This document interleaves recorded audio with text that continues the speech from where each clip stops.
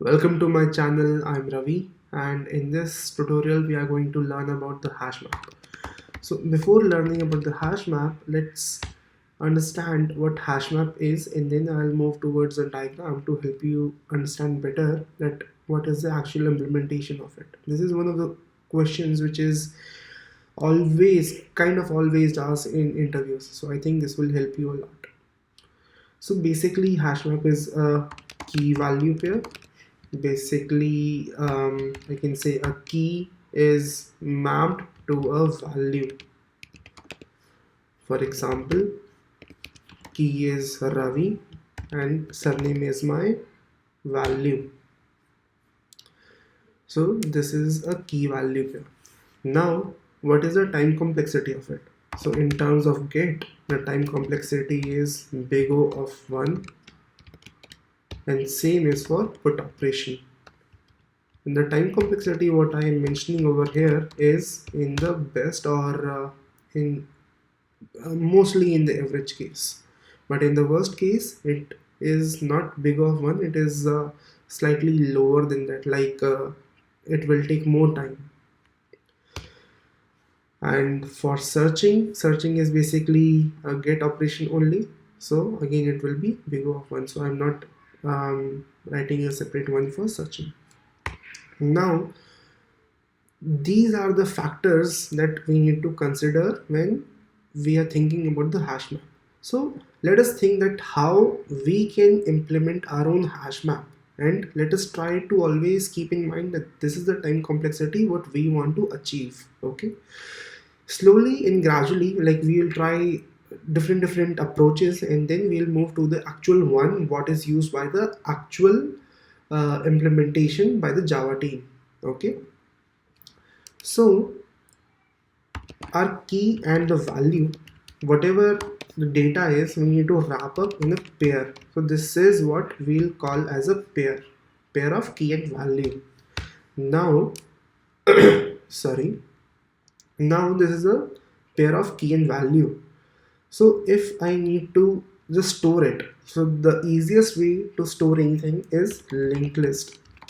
Now if I store all my keys and values in the linked list, let's see that what will be the time complexity for my put operation. If I need to insert any data into my linked list, I can just insert at the last or at the first. In that case, the time complexity will be big O of 1, because I can just update my head pointer, or I can just update my last pointer, like I can maintain one more pointer to keep a track of what is my last, and based on that I can do a put operation in order of 1. Now coming to the get part, if I want to get a pair, how can I get a pair? So generally what happens in hash map, that I pass a key and ask hash map, hey hash map, this is my key, give me the value for it. So if I'm passing Ravi, and let's say Ravi is somewhere lying at this particular node what I have highlighted over here. So to get Ravi, I need to iterate all over to the point where till I see Ravi.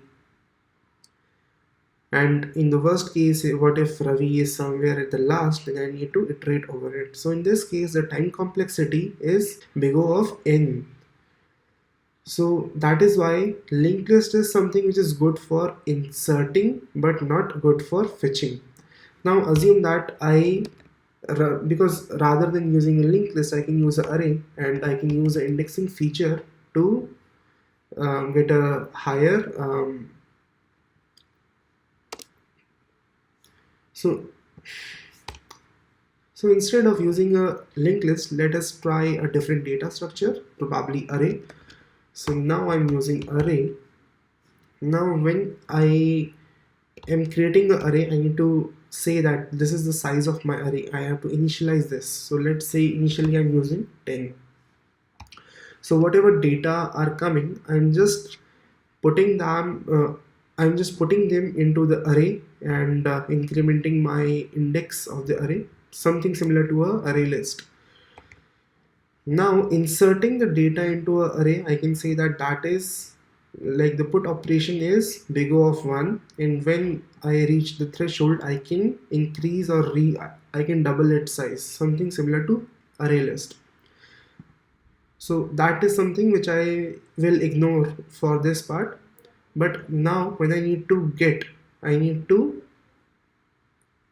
a value for a key, that give me, hey hashmap, give me the value. And again, in this case, if the pair lies somewhere over here, is there an easier way through which I can figure out, rather than iterating all over it, can I just figure out that this is the place where the key is actually stored? No, there is no direct way, right? So assume, rather than just keeping it a size of 10, how about if I use a hash code method? So on my key, this is my key, and I call a hash code method, and this is going to return me a integer value. Now this integer is something which has a very high range. When I say high range, I think this is 10 times 9 from the negative side, and it ranges 10 times 9 from the positive side. Okay, so this is a very high, the range of the integer is very high, but for now let us think that that is okay to us, so we are going to continue with that. So I created an array of integer dot max dot min till integer dot max. Now with this, what is going to happen is, when I am inserting a data, so what I'll do, I'll call key.hashcode, and this will return me a hash code, and whatever that hash code is, at that particular index I'll insert the data. So this is my array, and it is somewhere like a very big array, and I figured that this is the index where I need to insert my data. So I'll just insert my store my data in that particular index over here. And likewise for other data, I can insert it at their particular hash code. I'm not handling the hash collision in this aspect because this is something what we are not going to consider. Thus I'll just talk about few disadvantages about this, and then we'll move towards the actual implementation of it. So the major disadvantage of this approach is that, we suppose I need to store only 10 element, but to store 10 elements I need to create an array of a very big size. So this is something which will work on high-end machine, but will definitely fail on machines or embedded system, like machine with a smaller resource or smaller memory. So this is something we cannot continue with. Now, as an optimization to this, what HashMap or the Java team has done is, they are creating a smaller size of array, and as the data in the array grows, they are increasing the size of the array. So what is happening, that we have a smaller size of array which is initially 16. The size of the array is initially 16, index from 0 to 15, and we insert, when we insert the data, we do a hash code, and then there is a mathematical formula on that hash code what we apply. Using that, we figure out the index. On that particular index we insert the data. I'll move to a diagram. So this is a kind of implementation what is used by the Java team or the HashMap in the Java. So when we are doing the put operation, on the key I call the hash function, which returns me the hash code, which is a very big number. On that hash code I'm applying some mathematical formula through which I will figure out the index.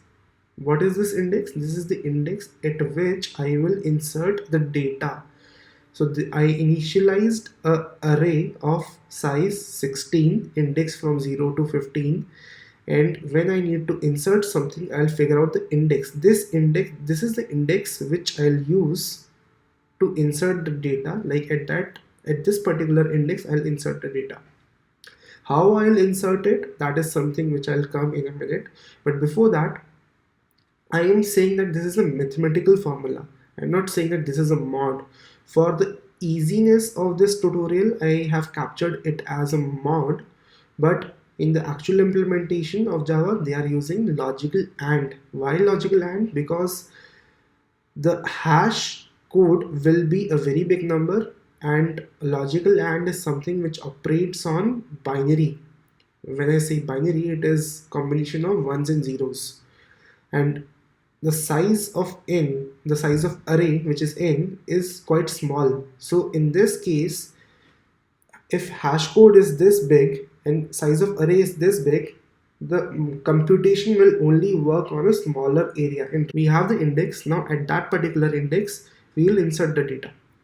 So let's say the index is 2, and now we have inserted the data. But assume that there are other keys as well, for which also I'm getting the same index. So how to handle those scenarios? Before that, let me give you some scenarios to explain this part. So suppose I have a key for which the hash code is 16, and there is another key for which the hash code is 32.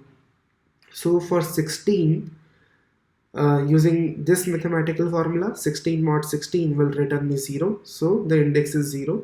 And for 32 mod 16, again the index will be 0. So in both the cases, since the hash code is different, but in both the cases I am getting the same index. Now since hash code is different, the key is different, I need to store both of these. I cannot ignore one of the key and store another one. That is something will not work, because that will with that I'll lose the data. So I need to store both of these. To handle that scenario, I need to create another data structure over here to store that, and this is called hash collision. To handle the hash collision, we will create a linked list. That is what is done in the hash map. So a linked list is used just to avoid the hash collision. But if there are too many hash collision, the size of my linked list will grow, and if that will grow, I lose time complexity. The time complexity of linked list is big O of n, but the time complexity what we want to achieve is big O of 1. So what will happen is, if I keep on inserting data in this linked list, it will grow, and suppose most of the element of this hash map are on at index 4, and they are at the index they are present on this linked list, then the time complexity will degrade. To handle this, as part of Java 1.8, this linked list is converted into a tree when it grows beyond a specific size. Its size is, I think, 7 or 8. So if that grows after 7 or 8, in that case it is converted into a tree.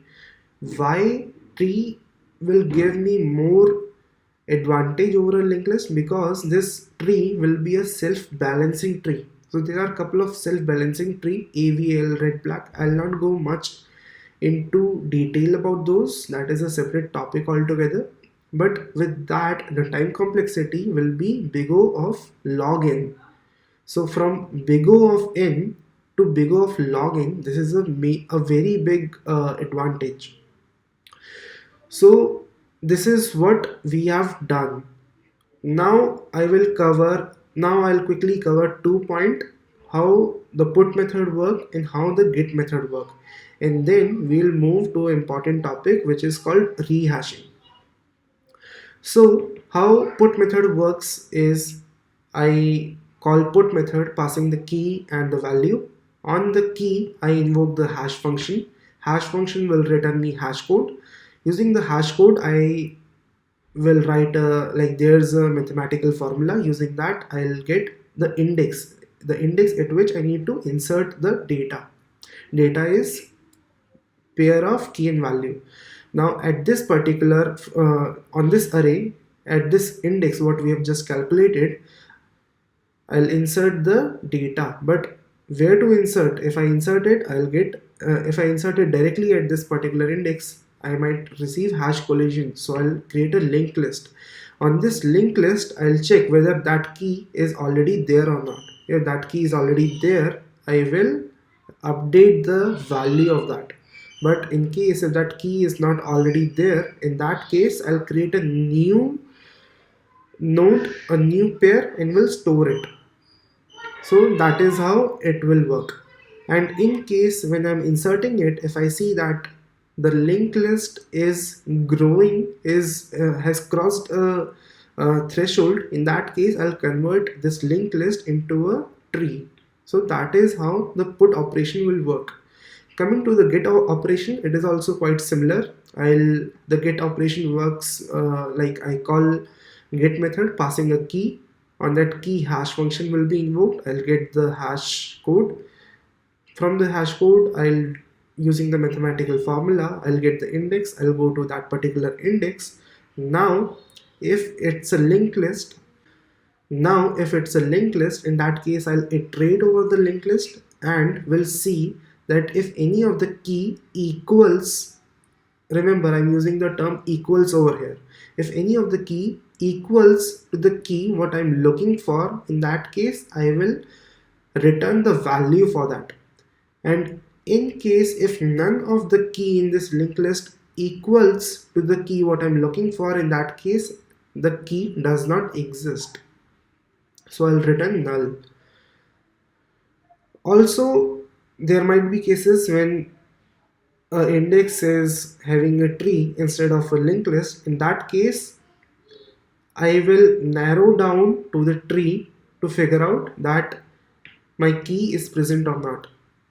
And that narrow down will happen on a with a time complexity of log n. So that will be a little faster. Also, one thing that you might be asked in your interviews is that when we are creating a tree, there has to be a criteria or a parameter using which they are arranged. Like even if I say that, for example, if it's a binary search tree, then I need to figure out that which element is smaller and which element is bigger. But if there are two keys, let's say Ravi and Sony, these two are two different keys. In that case, how to figure out that which one is smaller or which one is bigger? Or probably the key is a complex object, so it will be hard for me to figure out that. So the criteria or the parameter which is used to figure out that which one is smaller or which is bigger is the hash code. Hash code is something through which I'll figure out that which key is smaller and which key is bigger, and that is how the data will be arranged. Now we have covered the two part, the put operation and the get operation. Now coming to the part which is very important and we need to understand that thoroughly. So if the data in the array grows beyond a limit, so far we were just focusing on the data growing in the linked list, then we'll convert it into a tree. But what if the data in this entire array grows beyond a limit? In that case, we will be keep on inserting too many elements in our tree, and that again will degrade our performance. And performance is one of the major criteria for the hash map. So to increase the performance and to handle the scenario, what happens is that we double its size. Just like the array list, we will double the size of the array which is used in the hash map.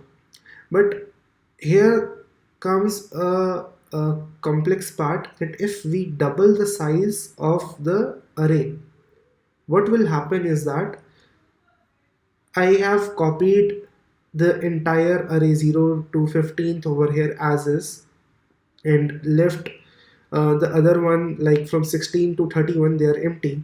If I copy in that way, what will happen for the existing element when I'll calculate the index, so that particular index will not work, because earlier when I was using the formula mod n, the n was different value, and now since my array size has been increased, the value of n is different. So the mathematical formula now will yield a different value altogether. So that is why copying the element straightforward into the new array will not work. So to handle this, what we do, we create a new array of double of the previous array size. So initially we had array of size 16, now it is array of size 32. And then for each of the element, whatever there is in this array, we will put it in the new array. We will execute the put operation. Okay. So when we will execute the put operation for each of the node or for each of the key value pair, again the hash function is invoked, and then again the index is calculated. And when we are calculating the index, we will use the value of n, which is 32 in this case. And that is how we'll reinsert the entire data of the previous array into the new array using the new value of n, and then we'll build a new array. Once we have the new array ready, in that case, now if we'll fetch any data, the data what we'll return will be correct. So that's all for this video. I hope I have tried to make things as clear as possible. If you find this helpful, please like it and feel free to share your comments in the section below. Thank you.